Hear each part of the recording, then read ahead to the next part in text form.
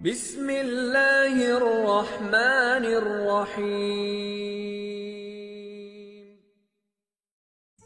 Assalamualaikum warahmatullahi wabarakatuh. Alhamdulillahi rabbil alamin. Allahumma salli ala sayyidina Muhammad wa ala alihi wa sahbihi wa barik wa sallim. Sahabat muslim yang dirahmati oleh Allah subhanahu wa ta'ala, salah satu ibadah sunnah yang sangat dianjurkan adalah salat tahajud.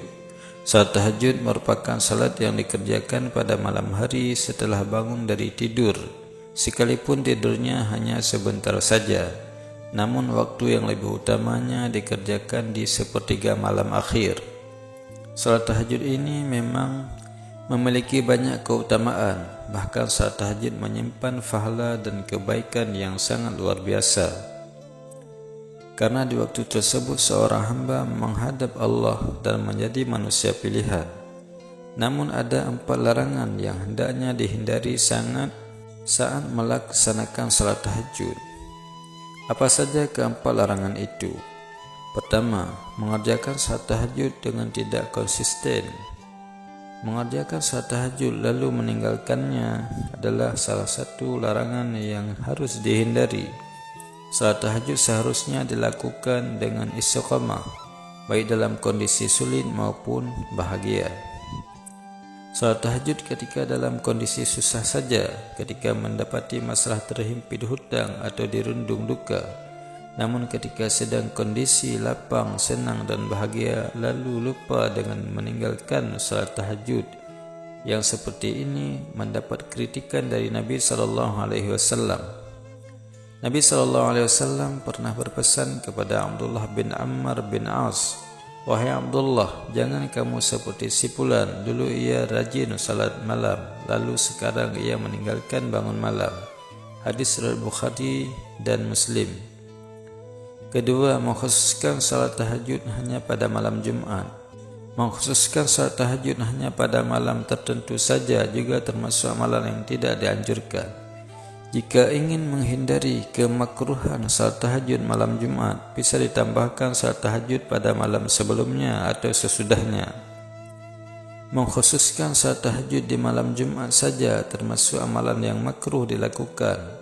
Diterangkan di dalam hadis dari Abu Hurairah bahwa Rasulullah SAW bersabda, "Janganlah kalian khususkan malam Jumat dan malam-malam lainnya dengan qiyamul lail atau salat malam." Hadis riwayat Muslim. Ketiga, melaksanakan salat tahajud saat mengantuk. Hal yang sebaiknya dihindari adalah melaksanakan salat tahajud dalam kondisi mengantuk. Rasulullah SAW menyarankan untuk tidur atau istirahat sejenak jika mengantuk sebelum melaksanakan salat tahajud. Memaksakan diri dalam keadaan mengantuk dapat mengakibatkan kesalahan dalam salat. Jika Anda mengantuk, hentikan atau tunda dulu salat tahajudnya dengan tidur atau istirahat sejenak sampai hilanglah lelah tubuhmu.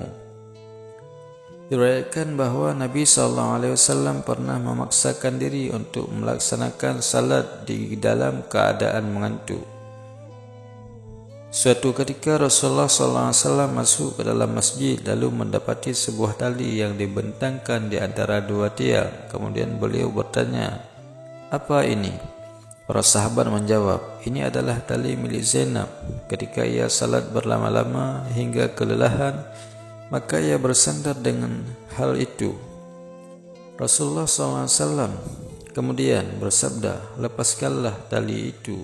Kalian harus salat ketika dalam keadaan segar. Jika kelelahan maka tidurlah." Hadis riwayat Bukhari dan Muslim. Keempat, salat tahajud secara berlebihan. Salat tahajud secara berlebihan atau terlalu lama hingga memberatkan diri tidak dianjurkan. Rasulullah SAW mengingatkan agar tidak melalaikan kewajiban lainnya dan menjalankan salat tahajud sesuai dengan kemampuan masing-masing. Rasulullah SAW telah memberi peringatan, "Demi Allah, akulah orang yang paling takut kepada Allah dan paling bertakwa kepadanya di antara kalian. Tapi aku kadang berpuasa dan kadang tidak. Aku mengerjakan salat malam dan juga tidur. dan aku juga menikahi perempuan. Siapa yang membenci sunnahku, maka ia tidak termasuk golonganku. Hadis riwayat Bukhari dan Muslim. Itulah mengenai 4 larangan dalam mengerjakan salat tahajud. Semoga kita semua diberikan kemudahan oleh Allah dan istiqamah dalam melaksanakannya. Amin ya rabbal alamin. Wassalamualaikum warahmatullahi wabarakatuh.